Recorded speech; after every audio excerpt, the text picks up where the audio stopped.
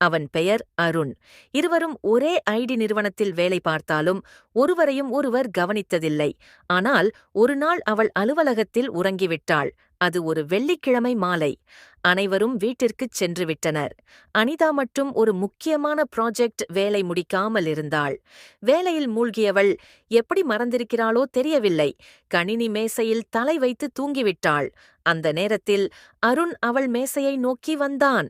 அனு என்றவன் அழைப்புக்கு பதில் இல்லை. அவள் அமைதியாக இருந்தாள். அவன் மெதுவாக நெருங்கி பார்த்தான். கண்களை மூடி தூங்கிக் கொண்டிருந்தாள். அவளின் முகத்தில் அப்பாவித்தனம் காட்சியளித்தது. அலுவலகத்தின் குளிர்சாதனமான சூழ்நிலையில் அவள் சிறு நடுக்கத்துடன் இருந்தாள். அவன் மெதுவாக தனது ஷாலை எடுத்துக்கொண்டு அவள் மேல் போட்டுவிட்டு எதுவும் இல்லாதது போல் செல்ல முயன்றான். அதே நேரத்தில் அனிதா கண்களைத் திறந்து அவனை பார்த்தாள். அருண், ஹே, உன்னால் தூக்கம் போய்விடும். அவள் சிரித்தாள். அது ஏற்கனவே போய்விட்டது. அந்த ஒரு இரவு தூக்கம் காதலாக மாறும் என்று யாருக்குத் தெரியும்?